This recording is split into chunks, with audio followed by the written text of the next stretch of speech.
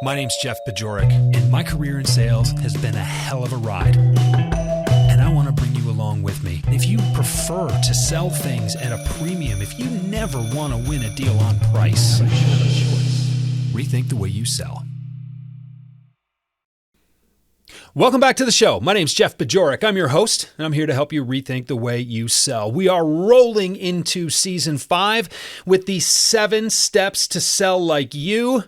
I love the alliteration there, but man, it's a tongue twister trying to say that 5 times fast.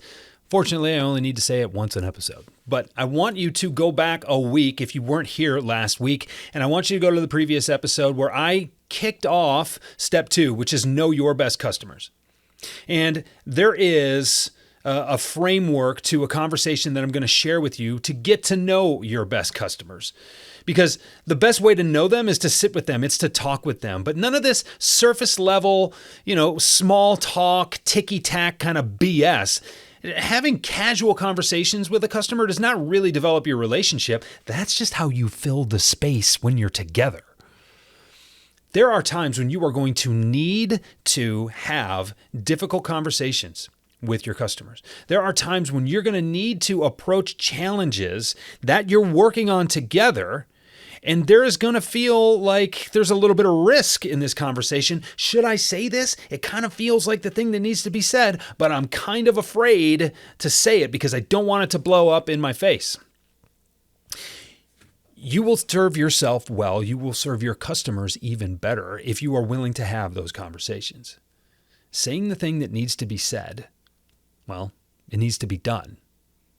And the little secret here that I want to share with you is that when you're thinking it, you're not the only one that's thinking it. Chances are your customer's thinking it too. Chances are the other people in the discussion or the other people involved with the deal, they're thinking it too. And they will be glad that you were the one that asked.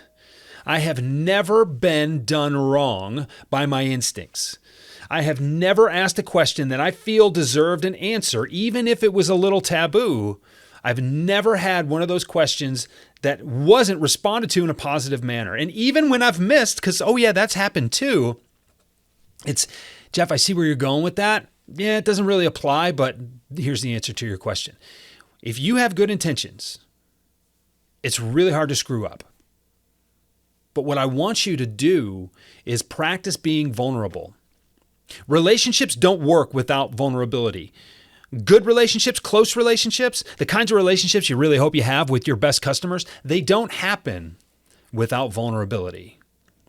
And I know vulnerability is one of these buzzwords that people talk about and they think, oh, tee-hee, let me show you how much of a mistake I made, last week, or look, I'm human. How about that? No. Vulnerability is not about showing us that you've made mistakes in the past. It shows us that you are willing to fail if it means you are able to succeed.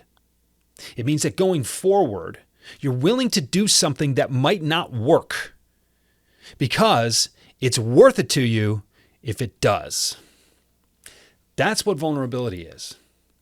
And when you break down your own boundaries, when you break yourself down and expose, your soul, for lack of a better term, I know that seems like a bit much, but when you are, I don't want to say expose yourself because that's the wrong idea. But what I'm saying is if you are ready, if you are able to let your guard down, it shows your customer that they can let theirs down. And it is only when everybody lets their guard down that you can actually get somewhere in the relationship. So I've got a tool for you. It's at my website, jeffbajorek.com/tools. Hey, nifty place for it.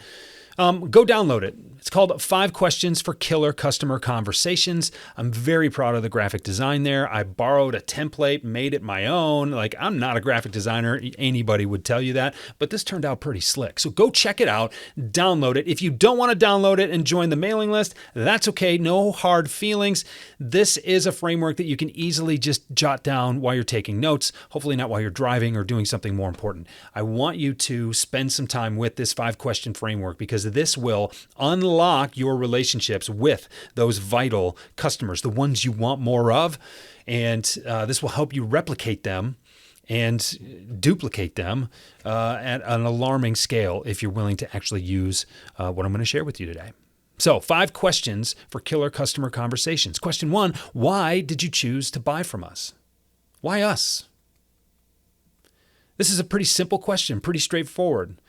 It's a surface level question. This is a marketing research or a market research kind of question. So your surface level question is probably going to get a surface level answer. They're going to say something like, we loved what you offered. We appreciated your persistence. We were looking for something and you delivered exactly what we were looking for. Something blah, blah, blah doesn't really help us, but it's an answer to that question, right? That's why question number 2 needs to be some version of, can you please be more specific? Now, we're trying to break down barriers here. We're trying to lower our guard so our customer will lower their guard as well. So this is why you have to ask for more detail. Look, I know I asked you a question. That's why we're having this conversation, because I want to learn this stuff. But can you please be more specific? Because I wish I had a dozen more customers just like you. I really appreciate our relationship. I appreciate how honest and forthright you're able to be with me. I appreciate how we dig in and we solve complicated problems together. I would love to have more like you. And so what I'm trying to learn is what makes a difference for you. I'm trying to learn about what it was that I said or what it was that I did or what it was that I approached that really resonated. Because there were probably some things that I did that really didn't matter. So this is what I'm trying to learn, right? And so, look, you can pick your own words. You can pick your own justification. You can pick your own because ... But what we're trying to do here is create the space where they can actually give you the information that you can do something with. And, them just listing off 3 bullet points that are on your website doesn't really help you. But if you are willing to let your guard down, it will encourage them to let theirs down. And once you let your guard down, you can really probe. You can really dig into these questions. So question 2 is actually more important than question 1. Question 1 just kind of sets the stage. Now, question 3 is, why do you continue to do business with us? Look, they did business with you the first time. It didn't make them their best customer. They're your best customer because they continue to do business with you. Now, it's important that you ask this question because it's different from the first question.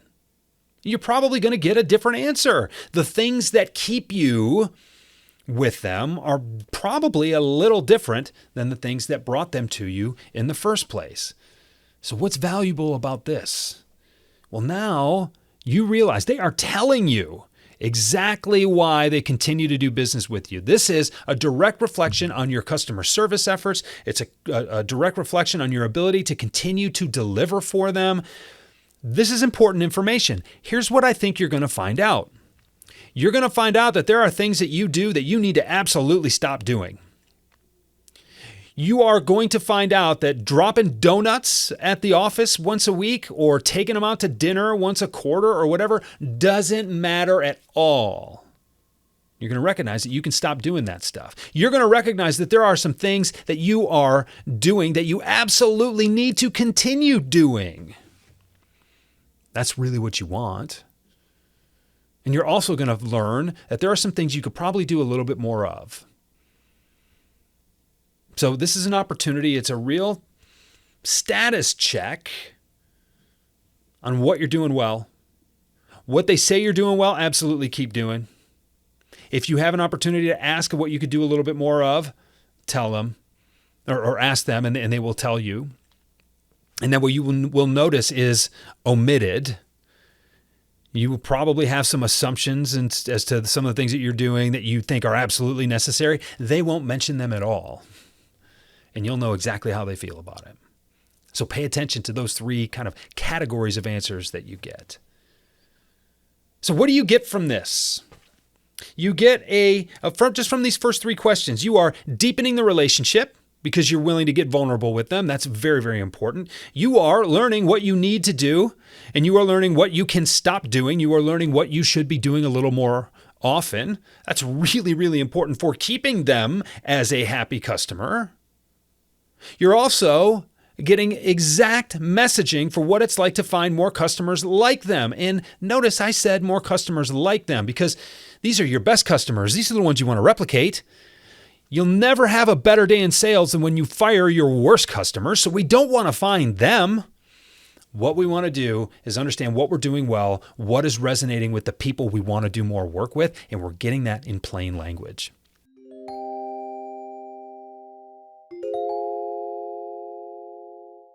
You're only 3 questions out of the 5 in, and you have already had a home run of a conversation. What could be better? Well, question 4, since you've got this momentum going for you, since you have laid the groundwork, since you've already put yourself out there, I think it makes sense to say, do you know anybody else who might appreciate this kind of value? That's right. You're asking for a referral. There's no better time you have done. There's no better work that you can do. You have laid it all out there. Here it is. Go all the way. Ask for that referral. You're probably going to get a couple of names, because if these are your best customers, they're already thinking of a few people. Here's the thing that I want to dig into just for a second. Your customers, your best customers, they want to see you grow. That's one of the criteria for making them your best customer. They want to see you grow. And if you're afraid that they're not going to tell you, and so you're afraid to ask, I think you're approaching this incorrectly. Remember, vulnerability means I'm willing to have something not work because it would be really worth it if it did. Here you are. Ask for those referrals. So many salespeople stop short of doing this. It's the fastest, most efficient way to grow your business. You're not doing it because you're scared. If you're scared to do this, then you have a bigger issue. You need to be willing to have these discussions. Ask for the referrals. The comedy to that, the irony to that is that so many of your best customers are already willing to give you those referrals. They just don't know exactly how themselves. And so you need to beg the question. You need to make the ask. The 5th question that I want you to ask, and this is just the cherry on top, is, would you mind introducing us? Because look, an introduction goes so much further than a referral. Here, let me give you this name and their number, and why don't you just go chase them? Yeah, that's no good. You're actually putting your customer in kind of a bad spot.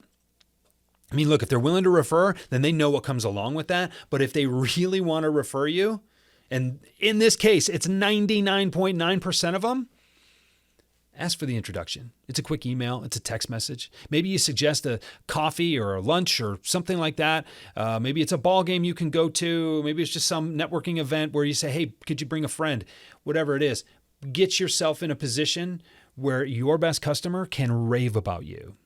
That's the key. It's not just the referral. Here's someone that you could do good work with. It's, hey, I really believe you can help these people. Let me make the connection. And in that connection process, they're going to say nice things about you. That's going to make them feel good. It's going to make you feel good. And it's going to make that referral feel good about having that conversation with you as well. So that's the framework. Really simple. And download the worksheet. It's right there. Hell, go to the website, take a screenshot of the worksheet if you don't want to get on the mailing list. But for crying out loud, that's the most ridiculous thing I've ever said on a podcast. Check the framework out. Question 1. Why did you do business with us the first time? Question number 2, can you please be more specific? The entire conversation hinges on your willingness to ask that question and help them be more specific. Question 3, why do you continue to do business with us? Question 4, do you know anybody else that might appreciate this kind of value? And question number 5, would you mind introducing us? You can do this. This is a powerful conversation to have. If you had this with your best customers twice a year, one, you'll find that there's some variation on the answers.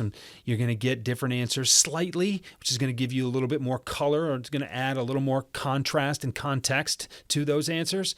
But you're going to give your best customers the opportunity to refer you once or twice a year. And if you think about this, what if your best customer gave you 3 referrals a year, and those referrals gave you 3 referrals a year, and those referrals gave you 3 referrals a year? 3 years later, the math looks like 27 new customers that look just like your best customers. Chances are you can't handle that much. So over the course of 3 years, which sounds like forever, but really isn't that long, you've got 27 times the business. In the span of 2 years, you've grown 9 times just with your best customers. That's pretty impressive growth. And it's actually a lot faster than it sounds. I gave you the framework. Now I'm going to ask you if you're willing to use it. If you think that this is a framework that someone else needs to use, then please pass this episode along. A lot of choices in podcast land. There are millions of podcasts and hundreds of sales podcasts. Thank you for sharing the last few minutes with me. I really appreciate the fact that you're willing to lend me your ears or maybe your eyeballs too if you're watching this on Spotify or on YouTube. Thanks so much for being here. I'm coming back with you next week. You're going to want to watch next week's on video because I'm going to lay out a graphical framework for you, a different way to look at your customers and a different way to look at growing. Can't wait to speak to you then. And I hope you'll join me. Thanks. Rethink the Way You Sell is a Pod About It production. It's mixed and edited by Doug Branson, with music by Blue Dot Sessions and Doug Branson. This podcast is masterminded by Jeff Bajorek.